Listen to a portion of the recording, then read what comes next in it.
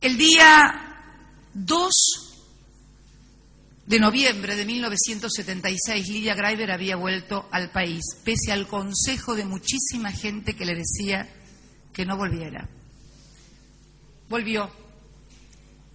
Y el 2/11 del 76, luego de amenazas personales sobre ella y sobre su hija, es obligada a firmar las suscripciones de acciones C y E, que ni siquiera tenía en su poder, ni sabía qué cantidad eran, ni dónde estaban. ¿Y saben por qué? Porque también surge de la documentación obrante en autos que las acciones que vende el día 2 de noviembre recién aparecen el 24 de noviembre en el inventario que se hace en el Banco Nacional de Desarrollo, ¿se acuerdan del Banade? Donde sí estaban depositadas las acciones C y E.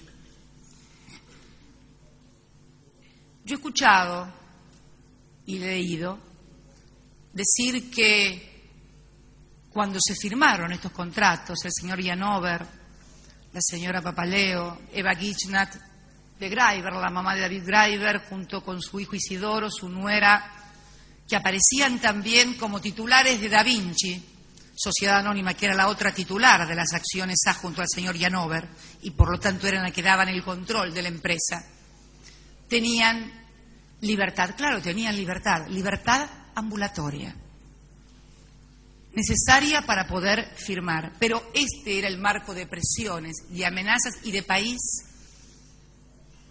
en el cual vivíamos y ellos principalmente vivían. Para que tengan una idea,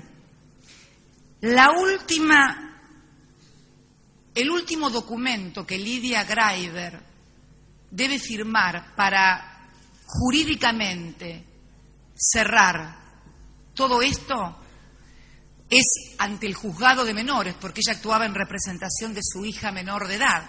Ustedes saben, cuando hay una menor de edad, interviene el juez de menores y no puede hacerse ninguna transferencia sucesoria sin la vista al defensor de menores y sin la aprobación del juez. Lidia presenta ese escrito el día 9 de marzo del 77. Lo tenía que firmar ella porque ella era la representante de su hija, que no tenía 2 años todavía. El 9 de marzo se presenta esto en el juzgado. El juez jamás autoriza esto y el defensor de menores tampoco. Y a los 5 días que Lidia Graiver firma el último papel que tenía que firmar, la toman detenida a ella y permanece detenida durante 15 años hasta 1982. Durante su detención fue torturada, fue violada y más cuenta y testimonia también en Puesto Vasco, que por los golpes que recibió también debió ser operada de un tumor en la cabeza durante su cautiverio. La misma suerte corrieron sus suegros, la misma suerte corrió el señor Janover y otros miembros del grupo económico. ¿Pero a quién le habían vendido? Le habían vendido a una empresa que se denominaba FAPEL, Sociedad Anónima, una empresa de lo que comúnmente se denominan empresas de paja o nombres que en realidad luego desaparecen. ¿Quiénes eran los dueños de FAPEL, Sociedad Anónima, y cuándo se inscribe esto en la Inspección General de Justicia? Los dueños de FAPEL, Sociedad Anónima, entre otros, figura Ernestina Herrera de Noble, el titular de La Nación, Bartolomé Mitre, Héctor Mañeto, bueno, y otros, Patricio Peralta Ramos, y otros nombres de abogados, Bernardo Sofovich también, creo, abogado de entonces del Grupo Clarín, Campos Carles, también abogado del Grupo Clarín. El tiempo entre que todos firman a nombre de FAPEL y el tiempo en que FAPEL transmite todo a los otros grupos son exactamente 8 días. 10 días. No quiero errarle en el número. ¿Por qué esa firma casi en el medio y por qué no directamente a los otros? Bueno, porque había buenos abogados. Y los abogados sabemos que debemos construir compradores de buena fe, que no hayan tenido contacto con ninguno de los actos anteriores y por lo tanto intermediar con otra firma de modo tal que quien comprara fuera de buena fe y por lo tanto la firma no pudiera ser cuestionada.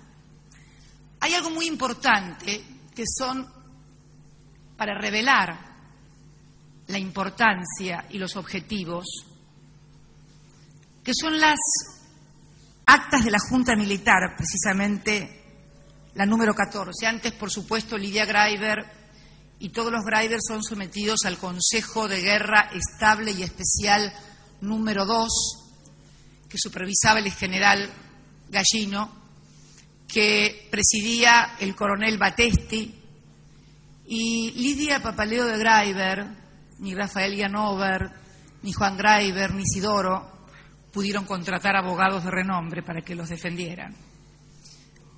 Sus defensores eran también militares o capitanes de fragata. Los números están para los que quieran verlos también en el expediente. Sus bienes son interdictados. Entonces, ¿cuál es la razón? Y aquí creo que cierra el círculo de por qué debieron conservar la libertad hasta firmar todos esos papeles. Primera cuestión, porque nadie puede aparecer firmando un contrato u obligarse estando preso. Pero segundo, porque una vez que uno caía adentro de la Coranepa, le interdictaban todos los bienes. Y entonces, papel prensa hubiera quedado interdictado como lo hizo con todo el patrimonio de los Greiber, y por eso había que dejar papel prensa afuera. Es casi, cuando uno lo mira con todas las piezas del rompecabezas, una fotografía perfecta.